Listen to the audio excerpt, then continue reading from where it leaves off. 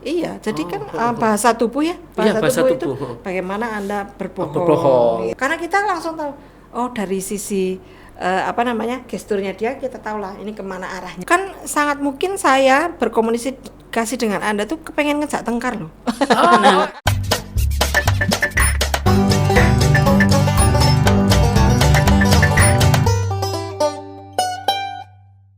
Assalamualaikum warahmatullahi wabarakatuh. Selamat siang, salam sejahtera. Halo guys, welcome back to my podcast Kopi Susu, komentar pintar suka-suka.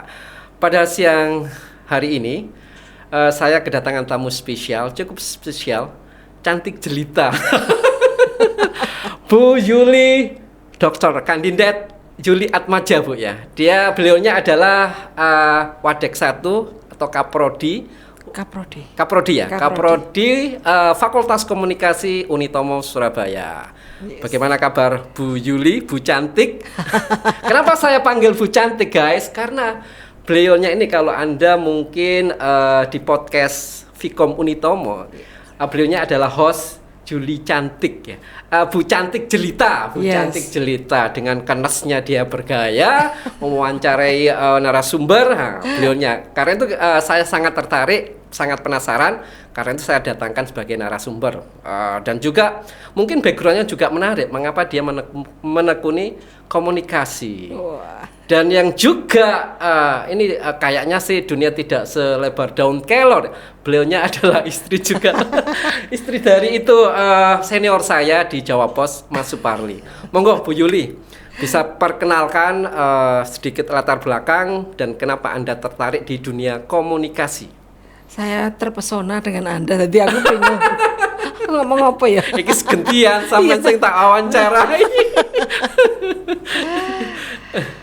Nggak tahu ya kenapa saya tertarik dengan komunikasi gitu, tapi karena terlanjur nyemplung. Kan waktu itu saya lulus kuliah itu lulus SMA 85. Masuk kuliah.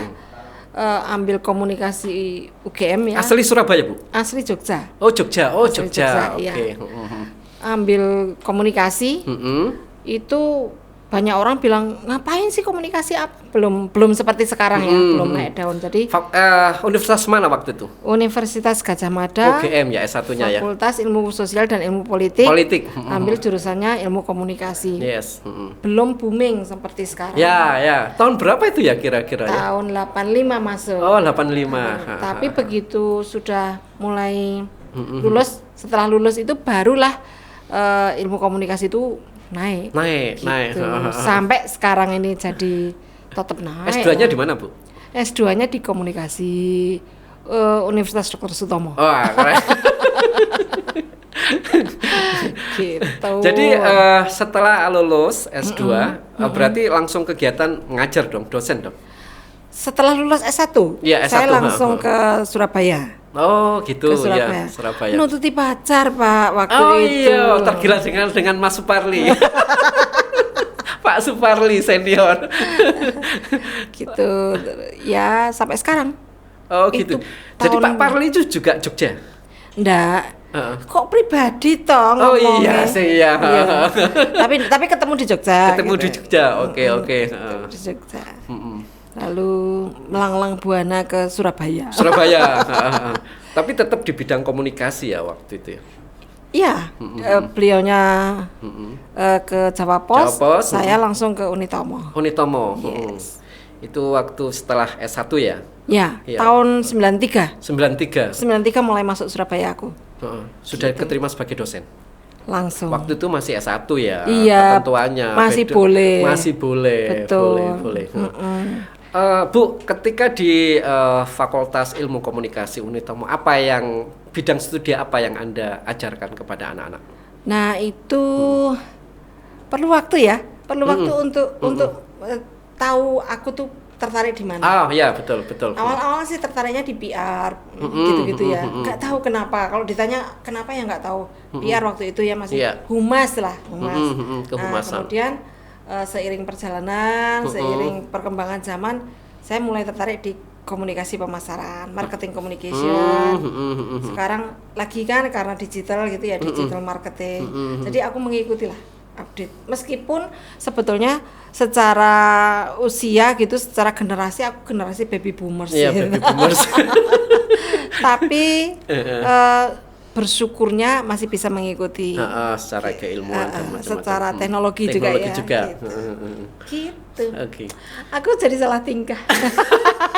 Oh ya, yang menarik adalah Anda kan berarti mengajari para calon wartawan ya. Jadi mungkin perlu diketahui ya, komunikasi, fakultas komunikasi mantan jurnalis kan cukup banyak sekali kan. Lulusan komunikasi Unitomo banyak sekali yang tersebar di hampir seluruh media di Indonesia ya. Karena kan dia berdirinya kan paling tua kalau nggak salah di Surabaya ya. Di Jawa Timur dan Indonesia Timur fakultas paling tua. Paling tua kalau. Tapi meskipun fakultas paling awal gitu ya. Ini rebranding nih, bukan paling tua. Nah, paling awal berdiri. Tapi tetap update. Tetap update. Teknologinya, kurikulumnya dan segala macam aku promo. Bu, itu tetap update. Apa sih menariknya terjun di bidang komunikasi? Kayaknya kan gini, pernah sih kita kadang ngapain kamu ngambil S2?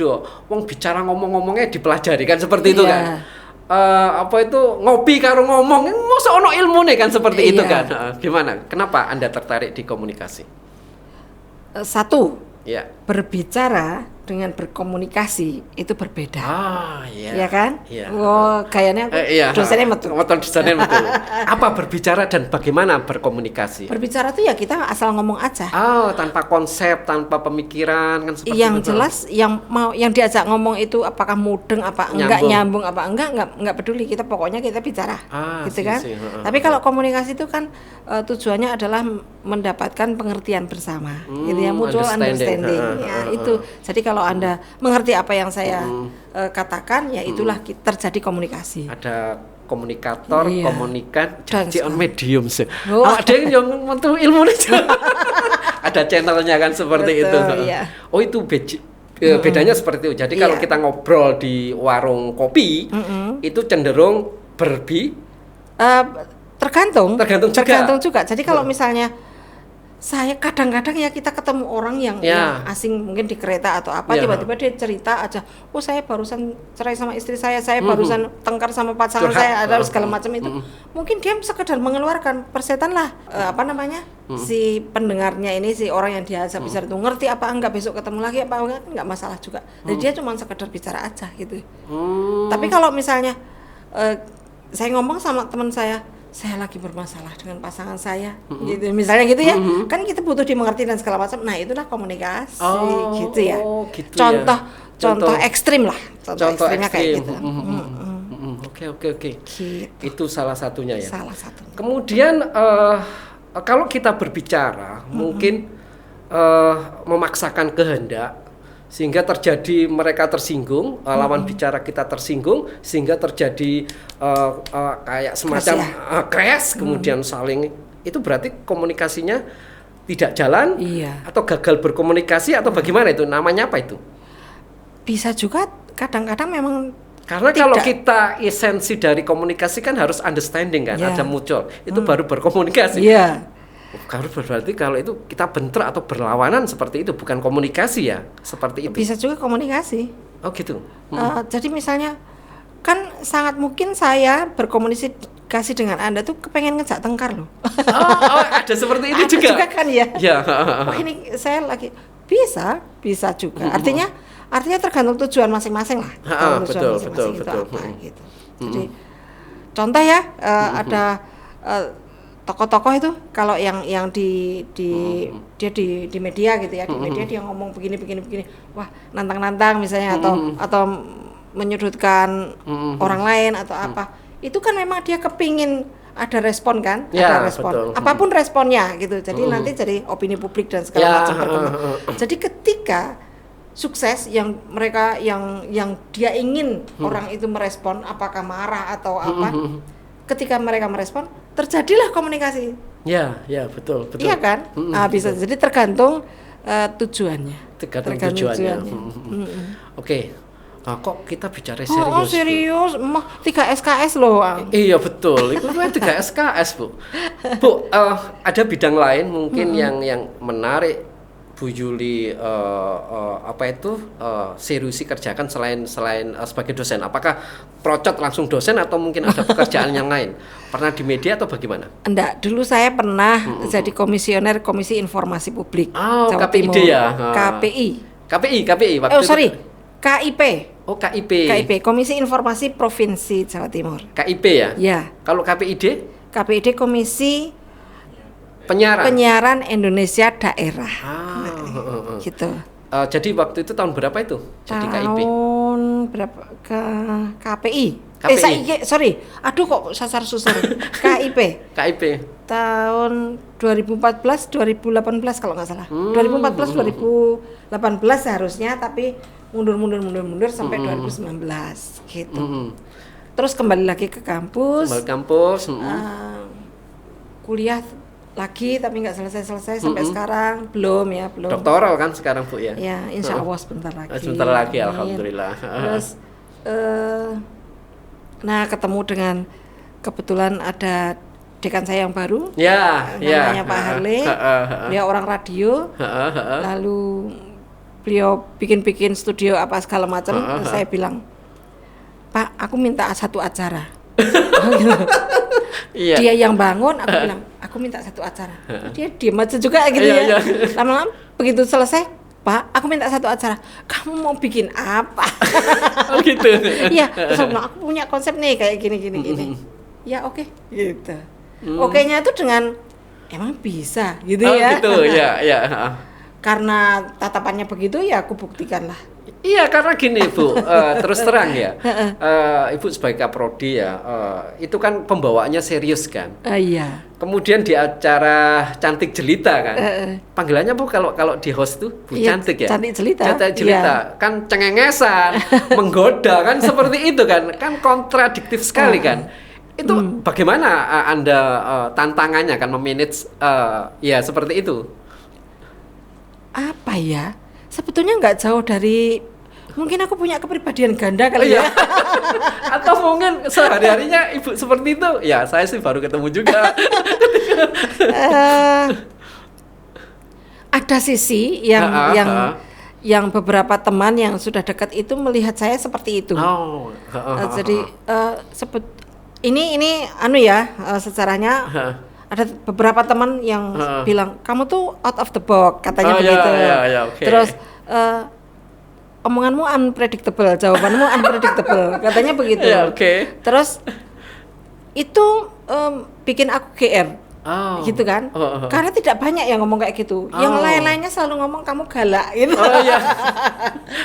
Nah, yang sedikit ini saya kelola.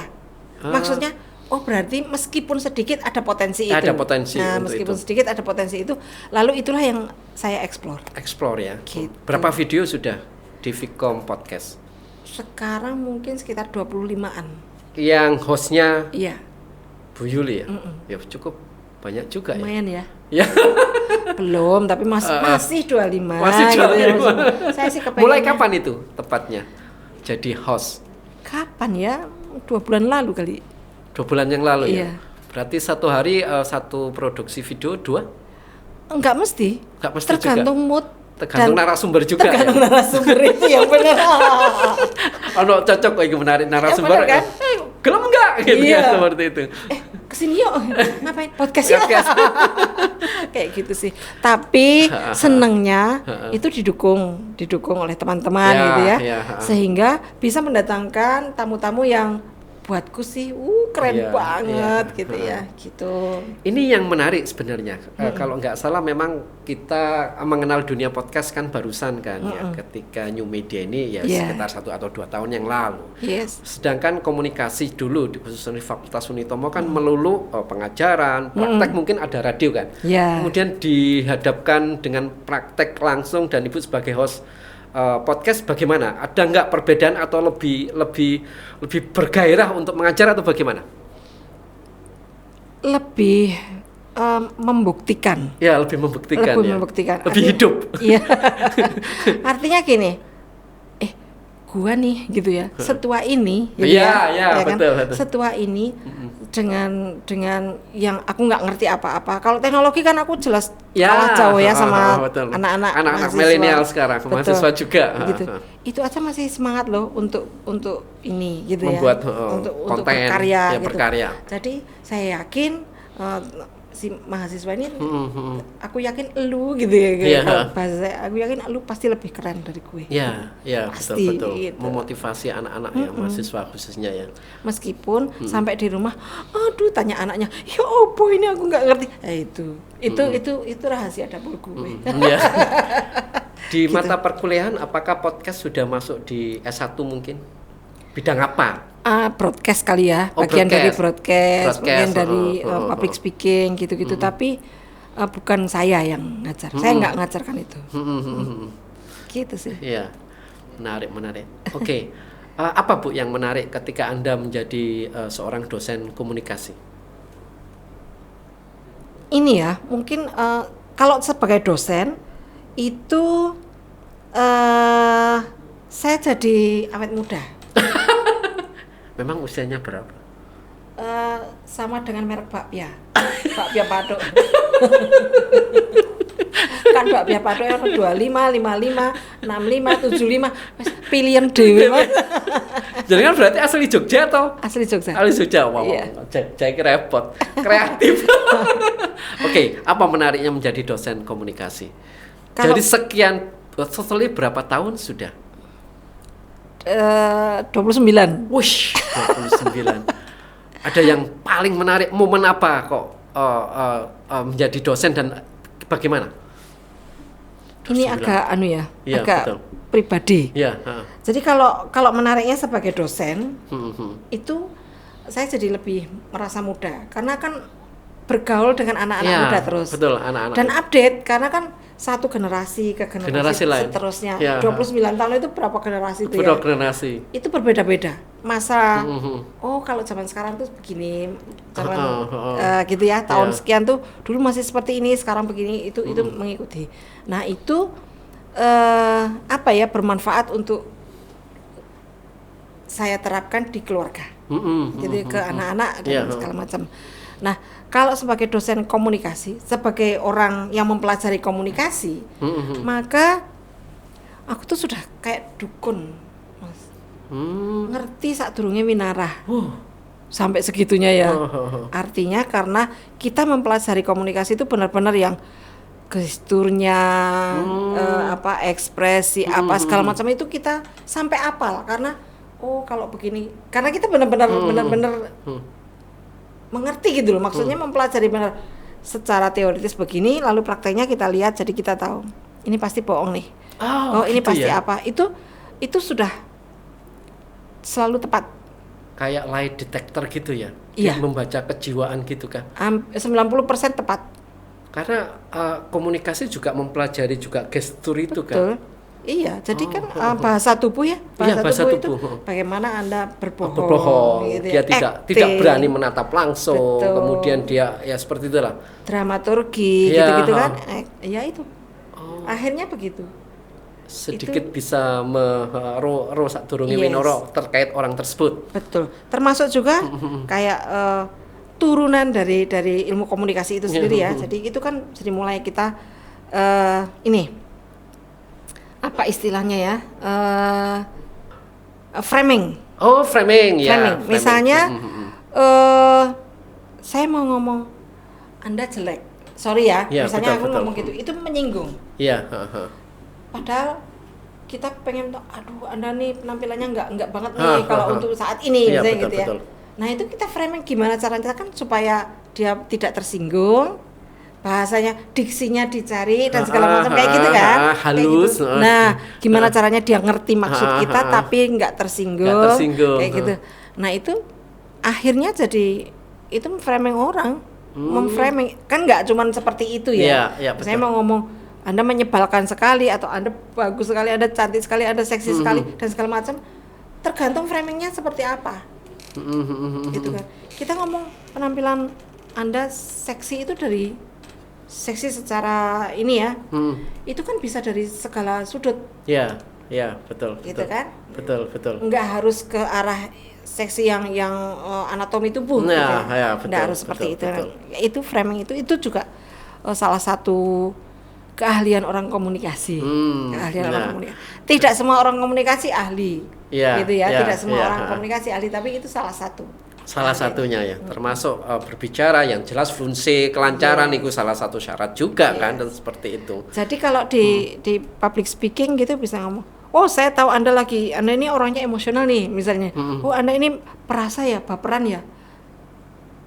Itu kertas sambal sih sebetulnya gitu ya. Itu acting, bagian dari acting. Tapi sebetulnya enggak juga, karena kita langsung tahu. Oh dari sisi gesturnya dia, kita tahu lah ini kemana arahnya gitu ya. Oh dia betul-betul serius dan betul-betul tidak serius, kita sudah tahu gesturnya kan. Betul. Hebat ya. Bu, the last one terakhir ya. Mungkin ada masukan nih dari para viewers yang tertarik di komunikasi, itu bagaimana sih? Mungkin masa depannya juga. Apalagi era sekarang kan ya. Masa depan itu tidak tergantung dari apa latar belakang pendidikan Anda, betul, tapi tergantung dari Anda sendiri. Bagaimana Anda mengeksplor diri Anda, bagaimana Anda memahami kemampuan diri, dan ya itu tadi yang mengeksplor sama itu satu. Tapi kalau melihat gejala, melihat fenomena yang sekarang ini memang eranya teknologi informasi, maka penguasaan atas ilmu komunikasi itu menjadi penting. Anda mau jadi YouTuber, Anda mau jadi marketing, Anda mau jadi konten kreator atau orang kantoran, ya pegawai kantoran, tetap aja kemampuan komunikasi nomor 1. Gitu kan? Saya pikir itu. Oke Bu, cukup? Ada lagi mungkin? Enggak lah. Aku jadi serius banget ini. Nah kan, ini bagian dari yang lain. Jadi aku memang kepribadian ganda. Ganda yang menarik. Ganda campuran. Oke guys, demikian tadi bincang-bincang santai dengan Bu Yuli Atmaja. Atmaji ya. Bu Yuli Atmaji ya bisa ditemui di podcast Vkom, Bu Cantik Jelita. Semoga apa yang kita bincangkan cukup bermanfaat dan Anda di rumah tetap prokes dan jaga kesehatan guys. Selamat siang dan selamat beristirahat. Thank you.